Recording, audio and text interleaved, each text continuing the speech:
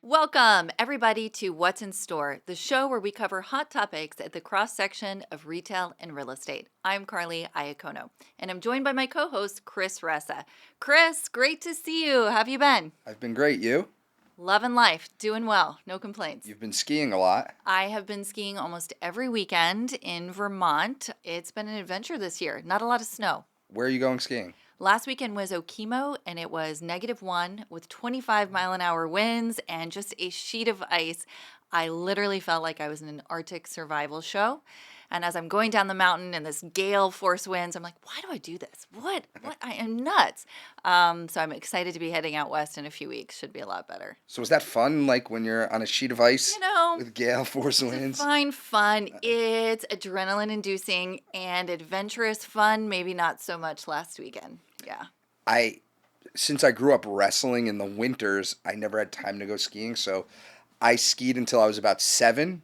And then I don't think I've been on a mountain since I was like 7 years old. Wow. And I'm not really selling it today either. You're not selling it, no. Maybe I need to tell you all the good points and get you back out there. I'm going the other direction. In a couple weeks, we're going on vacation to St. Thomas. Oh, that sounds amazing right now. Yes. I wish I could swap out with you for a warm weekend. But I'll go out on a limb. There's not too many things that like I'm really scared of. But one of the things I'm not great with is heights. Okay. Literally, when we went on vacation, my wife and I, we went on a baby moon a few years ago to Palm Springs. They have this like monorail up the top of the mountain, and it's this like car that's like this, and it's on a cable, and it goes from like the bottom to the top of the mountain. So we went on, it looks fine, but it moves, right? It sways. It sways, and like I didn't do great with that. I literally fell to my knees and was holding on. My wife's like, Chris, did she make fun of you, or was she get up supportive? right now. Get up. You look ridiculous. She made fun of you. Yes. Good. We got to the top of the mountain, and I was like, I'm walking down. And the waiter was like, it's going to take like an entire day for you to get. It took you like 30 minutes on a monorail to get up. It's going to take like a day to get down. So I say that because we're going to St. Thomas, and the house we rented is at the top of this mountain. The roads are pretty narrow, and they're like, sometimes a Jeep can get up it, sometimes it can't. And so slightly concerned. Once I get there, I'm not leaving, I don't think, because going up and down, so we'll see how that goes. Well, we have a really interesting episode today. I think it's one that's going to be extremely relevant for all of our investor and landlord clients, and that is lease provisions that impact the value of your retail properties. Really tangible, meaty episode. And I'm excited. Me too. I think we should get going and jump in. Let's go. So we have 7 different things we're going to cover today in no particular order. It's not like our, best to worst here. Just 7 things that you should consider if you own retail properties. So the first one, and this is becoming more and more important as inflation continues to pick up, and that is caps on reimbursements from your tenants. Now, think of these like your nets, your taxes, your maintenance, your insurance, and really, I think the easiest one to talk about is CAM caps, right? Caps on any of your common area maintenance. I'm seeing this, and I'm really interested to see how you're dealing with this with your tenants, Chris. I'm seeing this with new deals that are being inked where the tenants and single tenant are pushing back, saying we don't want unlimited responsibility. We'll pay for common area maintenance up to X amount or X percentage over the base year on taxes, right? The tenants are trying to put some limits in these leases, which obviously is a concern from an investor standpoint. So what are you seeing in terms of caps on reimbursements, and how are you dealing with it in your portfolio? I would actually say I'm seeing this go the other direction a bit, because I think in the shopping center space, caps on CAM specifically have been pretty prevalent for a long time. It's not a new thing that's grown. I would tell you, I think landlords are starting to push back on what those caps would be. A standard provision you would see in a shopping center lease is, common area maintenance is estimated to be $2.50, or the controllable CAM won't go up by more than 5% a year. So what's controllable and what's not. There's no defined terms. What defines those terms is what's in the lease. Usually, uncontrollable will be something like snow plowing, Right. and that'll be pulled out, and there's no cap on that. What I'm seeing is those caps are increasing 7-10%, where they used to be standard 5, because landlords have the leverage to do that. I haven't seen them go away totally, but I've seen them expand. I think the one thing a lot of shopping center owners, let me take it back, not a lot, some shopping center owners are doing is going to fixed cam. We haven't done that. I think it's really interesting. We've done it on a couple of deals, and we're testing it. I think if you do it right, you can win on fixed cam. Obviously, you're betting against inflation. And fixed cam is when you're not actually reconciling the actuals. It's just, here's what the cam is, and there's a fixed increase per year, whether it happens or not. I would say there's some landlords who are really going toward that. And if you have scale, there's some benefits, right? There's less accounting work to do. There's less labor in actually managing it. So there's some benefits in that side of it. In some respects, I think there's opportunities to win on that, because typically what will happen is whatever the year one cam is, it's typically a number that is not the exact cam, because you're in the middle of the year. That lease won't be signed till next year. So you're making an estimate on what that cam will be to start the period. Well, that estimate has the opportunity to be higher than the actual. And if the increases are based off that, you could potentially beat inflation on fixed cam. You could also lose. Right. I've seen the cases where people lose. So that's happening. But as it relates back to just the basics, Hold on, I have a question on that. I got to jump Yeah. in here. With the fixed increases annually, what percentages are you getting tenants to 5. agree to? It's 5. 5%. So what I would say is we're not really focused on fixed cam as an organization. Right. We've only done it in a few instances. But that's the line, right? If you think inflation is going to be more than 5%, you're not going to do that. If you think it might be less, it's almost like the line in betting, right? That's the argument.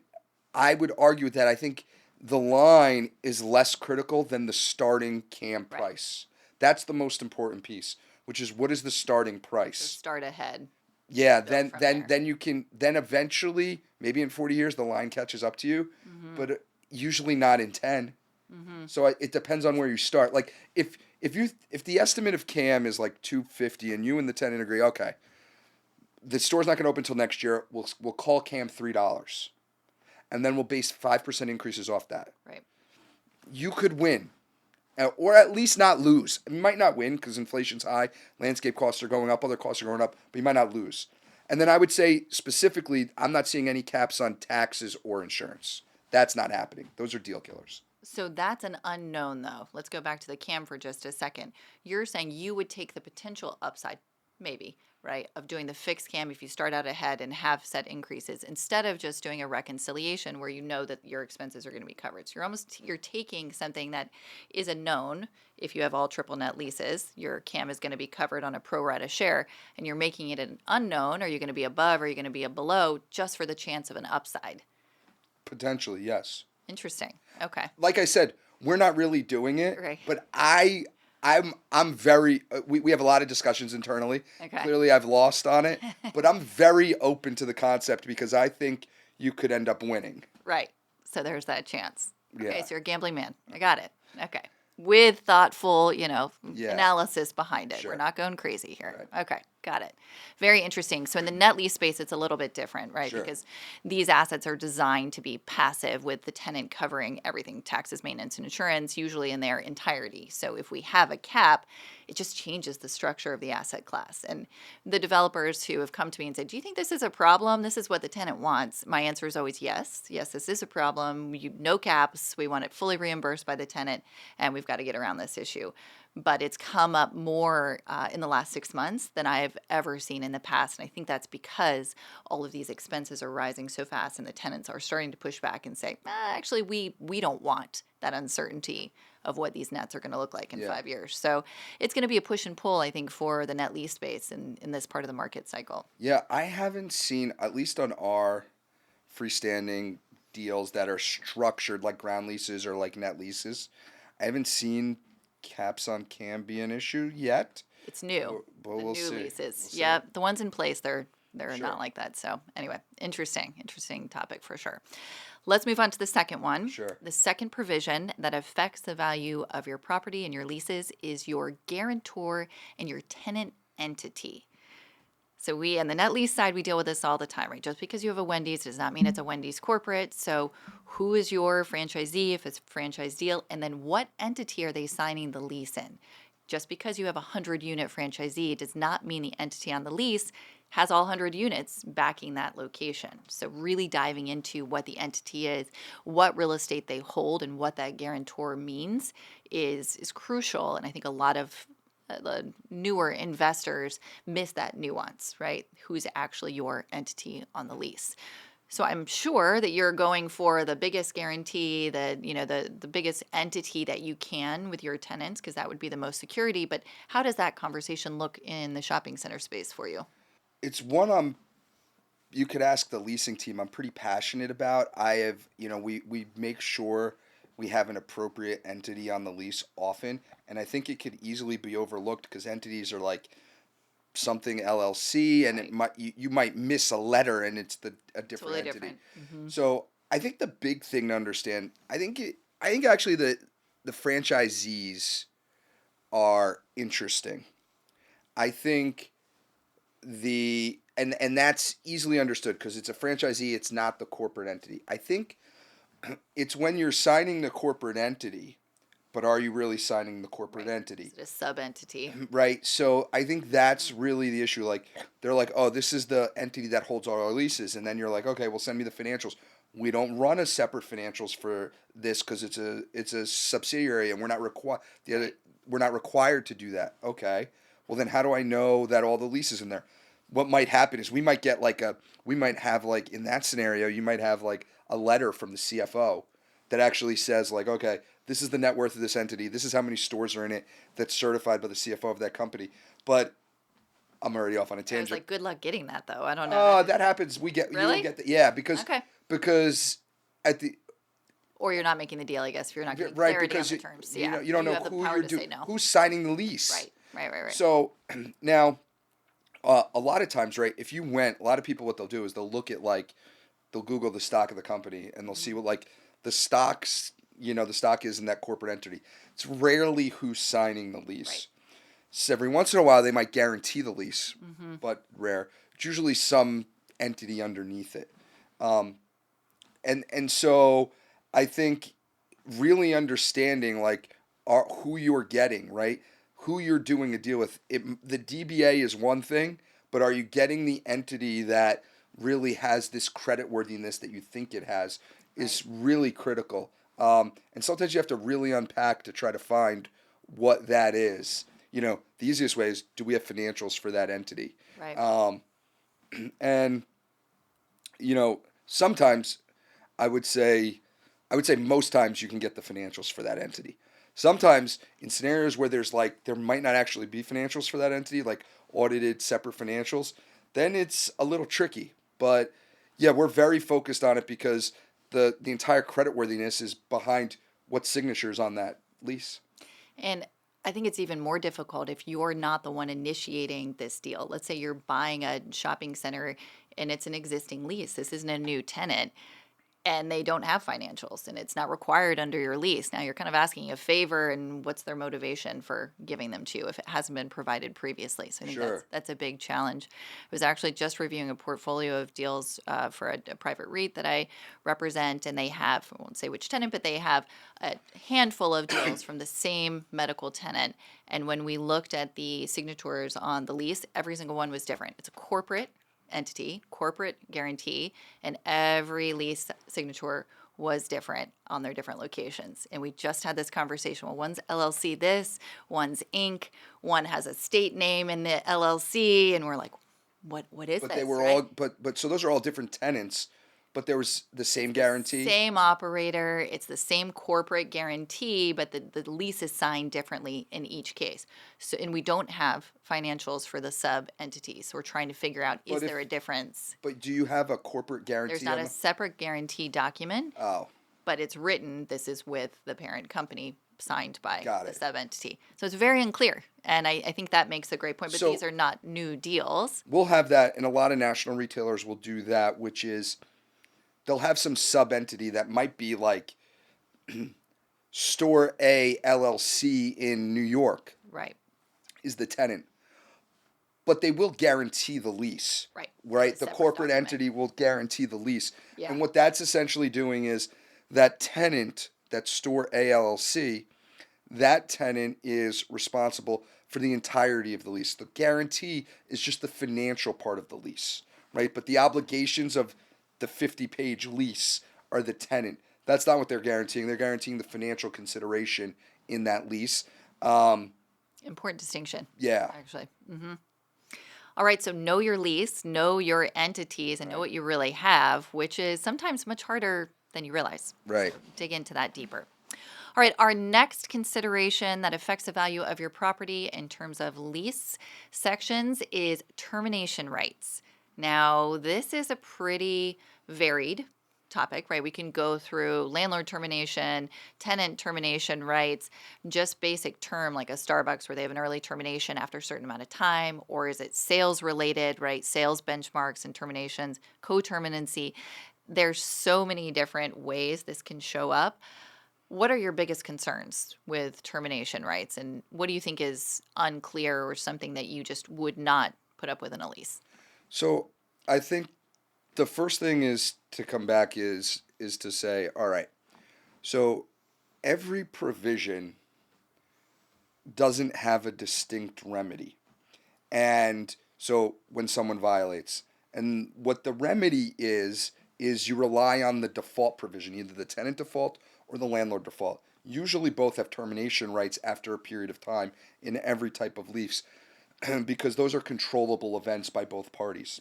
What has happened is, right, and typically in that default provision, what that really means is if you're relying on that, you're going to court to sue the other party.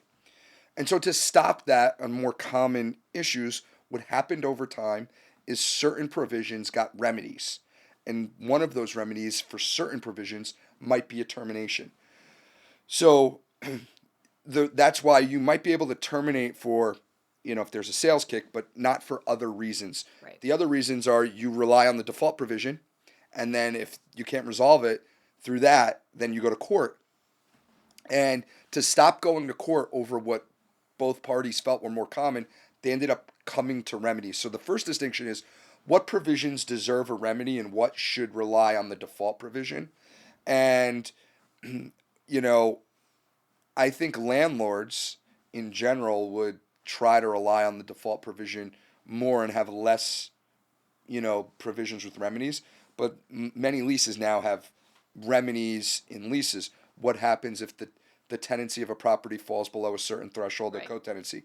What happens if sales are below a certain threshold, a sales termination or kick out right? So the determination of what provisions have remedies is really the foundation of this, in my opinion, and what will you rely on the default provision for?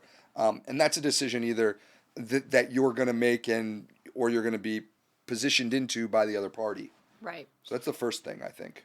And how careful are you with those thresholds? Like if it's a sales kick out, are you really analyzing it and saying, okay, we believe that this is too low or too high? Are you pushing back on these different thresholds, or are you just saying this should not be a remedy at all? We're negotiating those thresholds like really hard, I would tell you, right? Like if you want to understand the average store sales, what is their store sales in that market? What are they projecting in that location? When is the measurement period is a big piece, right? Because let's say the threshold was $1 million in sales, and they have the right to terminate if their sales aren't $1 million after year 5. Well, what if years 1, 2, 3, and 4 sales were $1.2 million, and in year 5 they were 900? Right. So what's the measurement average? period? Is it 1 year? There's a Is there whole. look This back? is very. This is very negotiated. Right. By parties. That one provision. Interesting. Okay, so this is another thing that we need to look closely at are all of these different termination rights. Any other ones you want to touch on? We touched on sales, co-terminancy. I think co-tenancy and sales are big ones. On the co-tenancy piece, that typically, after there's a co-tenancy violation, there's usually a cure period. Right. Sales termination, they either hit the sales or they didn't. And but those are the two big ones. I think, what if there's an exclusive violation? That's the other one. Okay. So if a tenant has an exclusive, this is one like, should it be in the default provision, should line default, or should there be a remedy? A remedy might be, okay, we have a coffee shop. I'm not allowed to put in another coffee shop on the property. Right. If I do, then the existing coffee shop's rent goes to half for 12 months.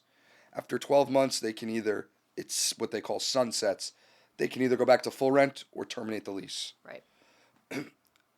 The coffee shop probably doesn't love that provision, and they would say, well, now you can just make a business decision to violate my exclusive or not. It's not really an exclusive. Some would call that actually a restrictive covenant, not an exclusive. Right. And so, do we just rely on the default provision? If you do this, I can terminate, or we're going to court. And what should we do? And so that's the other one, is exclusive, sales kicks, co-tenancy. Those are big ones. Really, really complex, and just kind of shows how important these leases are, and each section matters. It's not just the basic business terms, but Sure. There's so much more to it. So the operations. That's another point. Like, are these legal terms or business terms? We talk about this all the time. Every company's different. I think so far the ones we've talked about, we would argue these are more business terms than legal. Okay. Interesting. Yeah. They're not being put forth on your initial tenant LOI, I'm sure, but they're quickly in that first draft. They are. You're putting them in the LOIs. Really, no, the retailers Okay. are putting them in the LOI. Got it. Okay. So far, what I've talked to, I would tell you, for the top 100 public national retailers, this is in their LOIs. Because it's their boilerplate language, and Yeah. they already know where they're going to get to, so why not Yeah. just put it out there in the LOI? Yeah. And then you're pushing back on this. Yeah. In the negotiations. For sure. Ah, fun. Love it. Okay. Let's move on to the next provision, which is the right to go dark.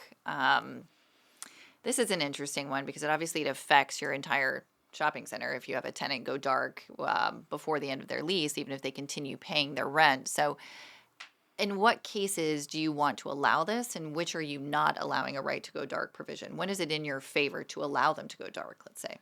Or is it ever? One of the people in our C-suite, Basil Donnelly, he would tell you, Chris, the most important provision in the lease is that the tenant pays rent, and the second most important provision is they open and operate.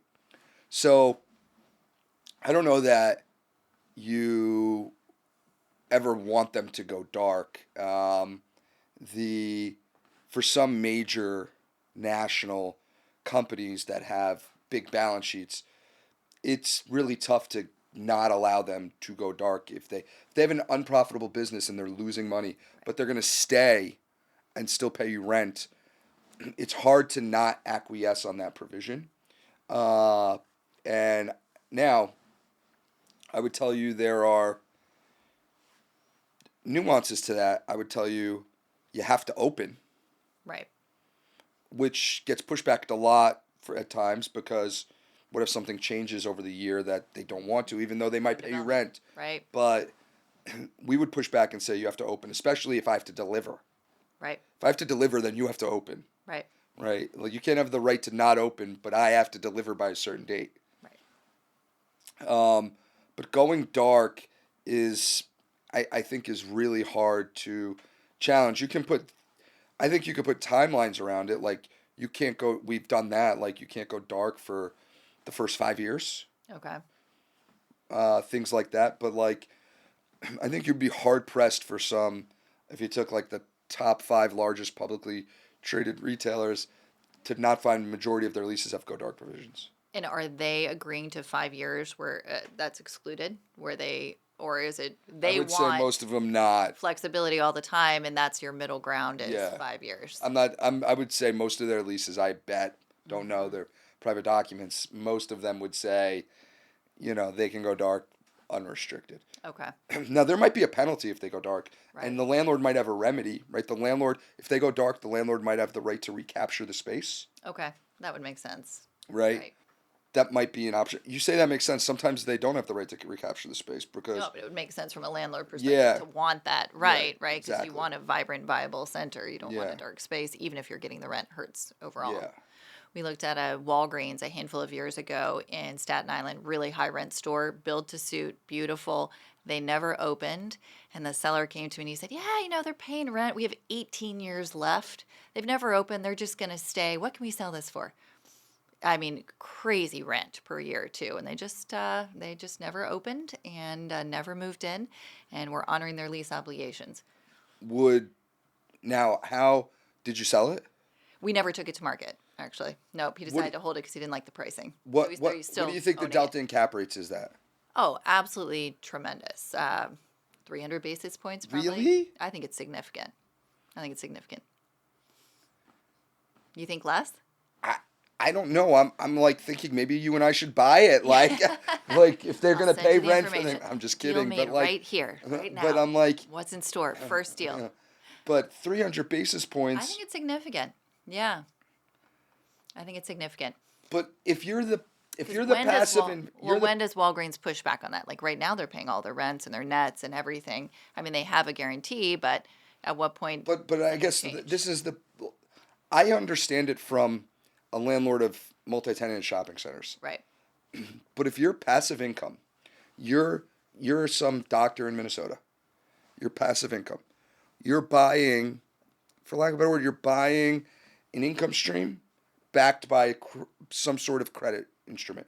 But they're not going to exercise their options because they're already not open, right? But And how long of how a do lease you term was it?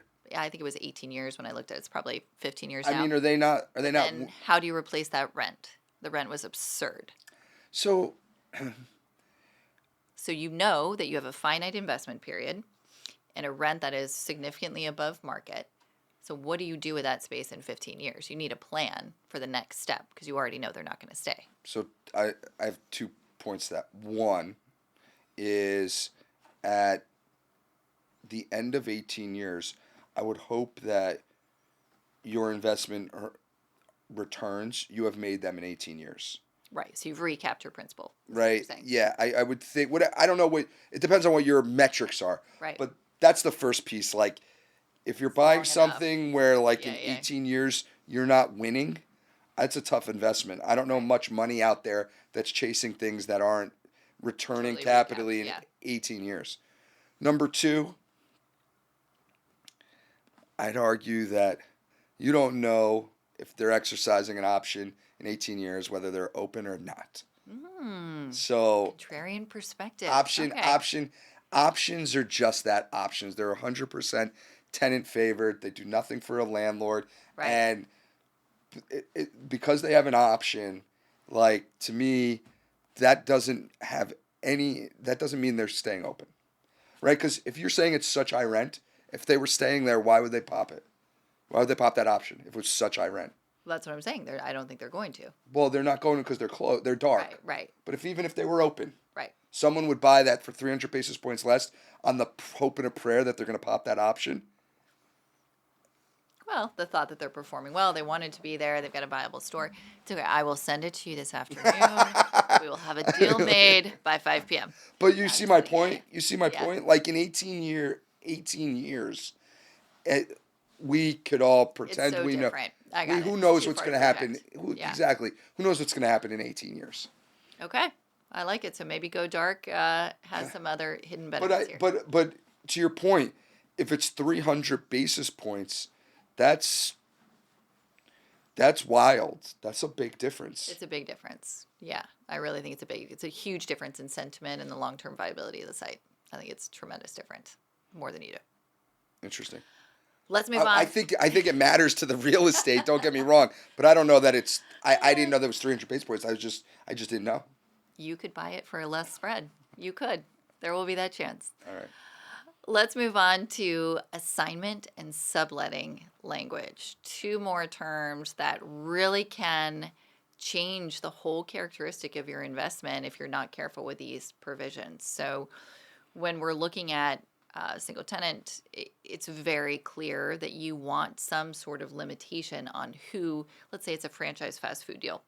You really want some limitation on who that can be assigned to so you preserve the security behind your guarantee, right? You don't want to go from a 150 unit operator down to a 1 unit operator with a personal guarantee, right? That would be a degradation in the quality of your guarantee.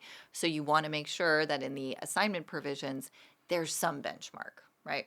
Subletting, similar, very different, right? You may still preserve the guarantee, but you don't want it to be a completely different use of something that you didn't want to own in the first place. So we try to look for leases that have pretty strict landlord favorable language. But on the tenant side, of course, they need the flexibility. They want the flexibility. They have to be able to sell their business at times and make business decisions, sell groups of locations off. So there has to be assignment language specifically. And then if maybe they don't need all the square footage, they need the subletting language, right? Especially as store sizes grow and shrink and change. They want that flexibility. So how are you coming to a middle ground with tenants on these two provisions? What's working for you?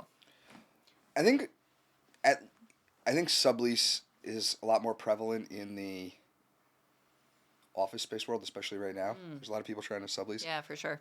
There's obviously subleasing in retail. I would say it's not as much as assignments. So I think the general position of landlords in retail is you can sublease, but this is about retailing, and we don't want you to profit off our real estate. Right. I think that's the general consensus. The real estate profit should be ours. You make the retailing profit. So hold on that point then, would you look to share the delta in the rent? What if they For sure. sublease it for more? Okay. 100%. So you get a part of that. Yeah, 100%. The amount of subleases versus the amount of tenants in our portfolio, it has to be less than 0.5%. Like there's not a lot of subleasing going on. Okay. But assignments are very prevalent. Like that's weekly, and they're more prevalent on the local tenant side, right? Someone opens up a pizza shop and they do great and they want to retire and they got to sell their business. Right. Right. So I'd be less concerned about that than going from a large, almost corporate entity to a small entity. I think that changes your deal. But a local operator to a different local operator, maybe you look for some sort of financial metrics or net worth of the operator. Maybe you don't. I don't know. Yeah, we do. Feels there's parameters. gotta be equal. Yeah. So there's usually two things. There's usually permitted transfers, and then those are the transfers that a tenant can assign the lease without landlord's consent. And then there's transfers that they have to consent. Typically, a permitted transfer would be like if someone went and bought all the stock of Starbucks. Right.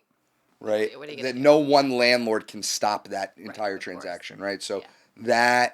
that's a permitted transfer.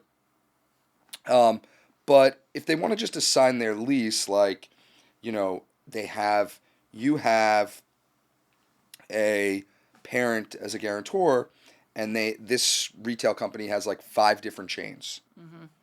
Well, and they decide to sell one of those chains. Well, typically what would happen, I think the first thing is most of our leases would say you can do that, but you're still staying on as the guarantor. So we have a few spaces where if you saw the DBA, you would think that was the tenant, but that lease was assigned to them, and the guarantor is the previous tenant. Got it. Is there a burn off of that? When the lease expires. Okay, not before. Typically, it's when the lease expires. Does it go through the options too? That typically, the leases, I would say, yes, but then that would mean that tenant wouldn't exercise their option. Right.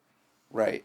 So they would say, I'm not exercising, work a direct deal. We want a new lease with it. Right. Well, no, we want you to work a new lease with this tenant. Right. Makes sense.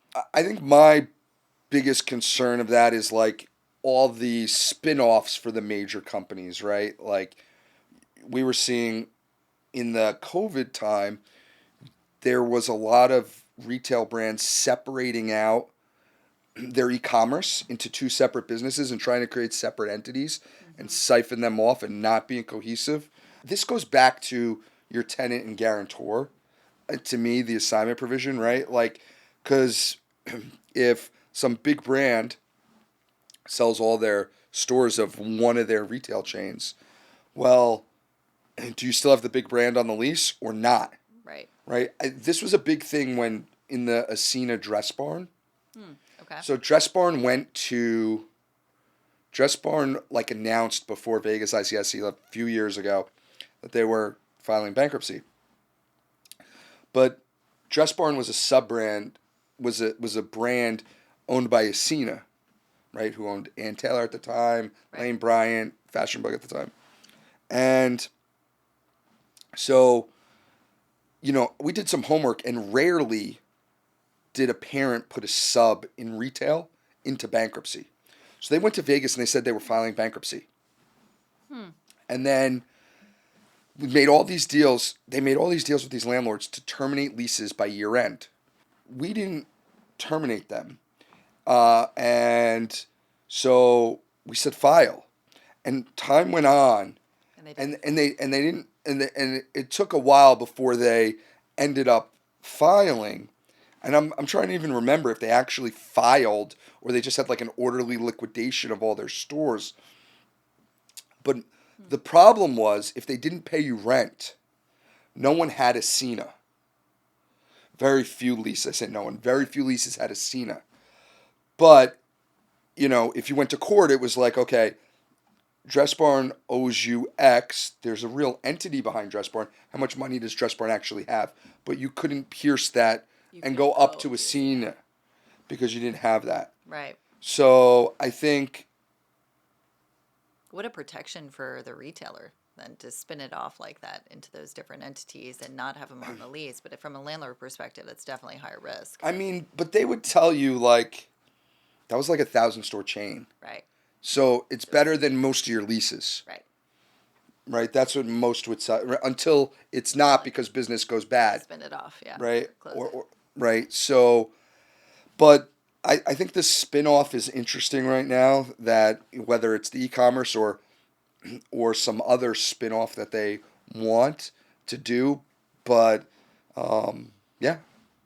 All right, another thing to pay close attention Yeah, to. I think the assignment provision is really, right now is getting negotiated more than it has in the past because retailers want flexibility and landlords want to make sure. We're doing a deal with you. Right. Right? We don't know who the next person is. We're spending the TI, the landlord work, exactly, on we you. believe in your business, in your business. entity, and not the next one. So, yeah. It's always flexibility versus security. That's the fight and the balance. All right, we have two more. The next one is environmental indemnification. Now, this gets a little legal, right, on the provisions and how it's written and what the protections are. So we're going to go kind of quickly, but I do think it's important to bring up. And this is really more relevant depending on the use, right? If you have a gas station, obviously there's going to be more concerns over time than if you have a clothing store. So how strong this indemnification language is, or even if it's in your lease at all, I think does really kind of connect to what type of lease or what type of use that you're talking about. So we've seen some language, especially in the gas station space, that's very strong, that the operator has complete obligation for anything during their period of operation, and some even looking backwards, right? They're taking over the site, they're clean, and they're certifying to the next person that at this point, everything is clean. So you're basically protected as a landlord for everything from that point back. Some language is not so strong, right? And there's a little more ambiguity about who's responsible for what over time. So aside from gas stations, which is an obvious one, where else are you really, maybe some dry cleaners, some other higher risk uses from a use perspective, how are you looking at environmental indemnification? When does this really become a discussion point in your office? I mean, you took all the uses out, dry cleaner and Go ahead. I want to make you think. gas. What's the next hard one? So I think so. I'm gonna Car washes. car washes, I mean, sure. I can come up with more. Before I answer that, are you seeing this provision change value at a property? I'm seeing it kill deals. Kill deals. Mm-hmm. So it's not that we're pricing it in. Okay. Although if we have really strong indemnification language, we will usually bring that up in the in the marketing if we can in some positive way, but that's less frequent. Usually it's deep into the deal, even if it's clean or maybe there were some historic wrecks, but everything's fine now, and then there's no indemnification moving forward. It depends on the risk profile of the buyer, but I've seen that kill deals. Got it. I would say most of the invasive uses, this is a provision that is pretty amicable between parties in the lease. The attorneys usually can get through this. I think really it has to do, the biggest thing, especially in redevelopments, is, you know, is asbestos, right? Is there asbestos in the space? How are you going to handle that? Right. Whose responsibility is that all that gets dealt with? I think that's different than ground up development, which is usually, we're talking about what's in the ground versus what's in the walls. Right. The older the property, the more common asbestos. But as we, asbestos will start at some point to be less and less, because as properties get redeveloped, it gets taken out, it's been removed, but it comes up still. Actually looking at a property now with asbestos concerns, and we're getting quotes on how to remediate it and what does this look like moving forward, and what's a redevelopment we look do that like. all the time, so It's we have to remediate all the time. it's tricky. And what does remediation mean Right. in that marketplace? So Yeah. anyway. Yeah. Okay, so maybe not such a sticky or controversial provision unless you have a use that would demand Yes. further discussion. Okay, great. Let's move on to our last point, which is right of first refusals or right of first offer, slightly different in the leases. We see these all the time on single tenant deals, especially fast food deals. Certain tenants kind of demand them more than others. From my perspective, it's not been an issue if it's on the shorter side, 15 days, 21 days. When it gets to be 30 days or longer, really tough, because you're now holding up that buyer in an unknown situation, especially if it's a 1031 exchange buyer. They have set timelines. They've got to ID. They need to know if this ROFR is going to go forward or not. So it does become an issue for the deal process if you get on the longer side. Shorter ones we're very used to dealing with. Do you offer now I would say on the shopping center side, it's probably completely different. Your small shop space, they're not going to have a ROFR on the entire center, right? Very few leases have ROFRs. Yep. Even on our, freestanding parcels where we want to flip them out, or even if we don't want to sell them, we have. I don't remember the last deal where we gave a ROFR to a tenant. There's not one coming to mind. I think they're really, really tough for a landlord to swallow. So it's been very few and far between where we've given them. What the ROFR typically would look like, what we see a lot, is maybe a tenant wants the right of first refusal to lease the space next door. Right. That would make happens. sense. That happens. Right. But the problem with the ROFR on a sale, right, to me, is less about delaying the existing buyer, albeit that's a problem. But it's more about, what if they exercise the ROFR and then they don't close? No, it's just like any other buyer, in my opinion. What's the So, difference? but to me, the difference being is that they killed your one deal. It's one thing to delay the deal. Right. It's another thing to actually, you can work within a delay. Right. Right? It's 21 days, it's 30 days. This is not great, but I could finesse this and figure it out. But it's one thing, you had a live person who was going to close, and then that died for a deal that didn't. That's my biggest challenge with it. There's more, but that's my biggest, because they really have a lot of leverage at that point, especially if you need to sell. Right. And they know you need to sell, and then they retrade you, and you can't go back to your original buyer. It becomes a timing perspective, right? Do you want to start the marketing process again? Do you Now want another you're buyer? Do you stuck. want to work with It's that really buyer? tough. But that could be any buyer tying up a deal, right? To me, it's just another buyer at that point. And there are some advantages to selling to the tenant because they already know the property. It's less due diligence usually. But in that case, yes, you could tie it up. They could mess up your other deal, but that could be any buyer also. Yeah, but you're forced into that one. Right. That's You're the forced difference. into working with them. Yeah, Prices, right. you didn't have a choice like you did the other buyer. I will say I have seen this come up very few times where the tenant does exercise. I know. Extremely rare. It's every buyer's concern if there is a ROFR, like, oh my goodness, I'm going to get tied into this deal. I'm going to be waiting, and then they're going to exercise. I'm going to lose the deal. Then what? It is such a small percentage of tenants that exercise ROFRs because they really don't want to own the real estate in most cases. It doesn't make financial sense. Few exceptions. We did do a Dunkin' maybe a year ago where they exercised their ROFR. It was one of the fastest, easiest deals we've ever done. Duncan Corporate bought it. We closed in like 2.5 weeks, and it was done. And I was, Wow. and they paid the market price that we had gotten the other That's good. They accepted didn't play offer on. around. So They wanted to own it. basically list price, yeah, and they were happy about it. But that's one of the absolute exceptions, and I think it's Because that's a genuine exception, right? Right. Clearly what that meant was they originally wanted to own it. right. The landlord Wouldn't sell it to wouldn't them sell at the it, beginning. leased it. They had to lease So they it. said, okay, fine. If you ever Yeah. want to sell it, I want to bite at the apple. Right. That's like, it seems like so cordial and genuine when we're talking about it like this. It just rarely happens that way. Extremely But so rare. when they went to market, they said, yeah, I've wanted to buy this since Right. I've been a tenant for the last 5 years. I'll buy it from you. Right. And there you go. And then you sold it in 2 weeks. And that is like a 1% chance. Yeah. So really great when deals like that happen. But I think the takeaway here is limit the ROFR timeline if you have to give it as part of your negotiation, right? Give the tenant as little time as possible. And in most cases, it's really not as big of a deal in the deal process that everyone worries it is. But so this is one, I don't know if it, and you could tell me how much it impacts value, but I would say it impacts liquidity in the market because there are definitely buyers who won't pursue a deal if they know the tenant has a ROFR. Timeline. I have not gotten pushback on 15 days, even 21 days. When Okay. you start hitting 30 days, it's a problem. Yeah. So if it's short, I think you can get around it, right? You start the process as early as possible. The longer it goes, then yes, it can be a deal killer. Got it. Okay. Keep them short if you got to give them. That's Keep 'em short. that's the message here. All right.